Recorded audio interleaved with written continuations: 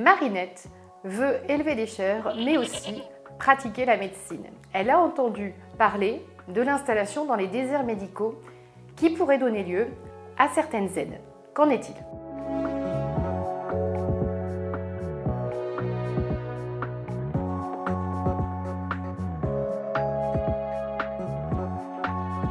Certaines aides peuvent être allouées lorsque l'on va s'installer dans les zones dites sous-dotées. C'est un petit peu ce que l'on appelle les déserts médicaux, mais le terme, il est plutôt zone sous-dotée. En fonction de l'endroit où on va s'installer, il y a des exonérations fiscales, des exonérations sociales, ou même les deux, ou d'autres aides qui peuvent intervenir. Je vais vous expliquer. Les exonérations fiscales concernent certaines zones bien définies qu'on appelle les ZFU, zones franches urbaines, ou les ZRR, les zones de revitalisation rurale. En fonction de l'endroit où c'est, ZFU plutôt en ville, ZRR plutôt dans les domaines ruraux ou dans certaines villes. Alors attention à bien regarder les découpages, puisque parfois, dans un même quartier, certaines rues sont éligibles et d'autres ne sont pas éligibles. La loi de finances de 2023 a modifié le zonage et a modifié le dispositif. Un nouveau dispositif avec nouveau zonage va intervenir à compter du 1er juillet 2024 qu'on appelle le dispositif France Ruralité Revitalisation. Alors, en fonction du dispositif dans lequel on peut avoir des exonérations fiscales d'au moins 5 ans. Alors, attention, c'est plafonné, l'exonération fiscale n'est pas illimitée. Pour les ZRR, on a aussi des exonérations fiscales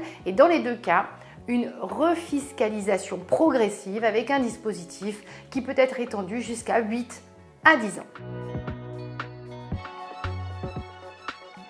Mais les aides à l'installation, ce ne sont pas seulement des exonérations fiscales. On a la Caisse primaire d'assurance maladie et l'ARS qui peuvent intervenir en fonction des zones dans lesquelles on va s'installer pour donner un soutien sur l'équipement en termes de matériel. Ça peut être aussi des revalorisations d'honoraires avec des bonus qui sont donnés en fonction des zones dans lesquelles on va s'installer.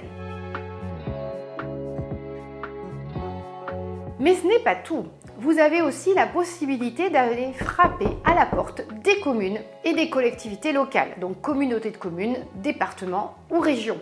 En effet, certaines communes mettent en place des dispositifs d'exonération de cotisations foncières des entreprises. D'autres communautés de communes ou départements peuvent même jusqu'à aller offrir gratuitement un local pendant plusieurs années pour inciter les médecins à venir s'installer dans la région ou dans un endroit en particulier. La difficulté quand même du sujet, c'est qu'on n'a pas de guichet unique. On est dans l'obligation d'aller regarder auprès de toutes ces différentes instances politiques, économiques, sociales, pour essayer en fait d'avoir les informations. Et en fonction du territoire, les interlocuteurs ne sont pas forcément les mêmes, ce qui met en difficulté le médecin qui veut s'installer. Alors, on est dans une période où les choses sont en train de bouger, c'est un sujet d'actualité. Il semblerait qu'au cours de l'année 2024, on ait des dispositifs qui soient mis en place pour inciter les praticiens à aller s'installer dans les déserts médicaux. En conclusion, Marinette, effectivement, ça peut paraître complexe et je suis complètement d'accord. Il ne faut pas hésiter à aller frapper à toutes les portes ou à prendre conseil en espérant qu'en 2024, la réglementation de ces aides à l'installation soit beaucoup plus simplifiée.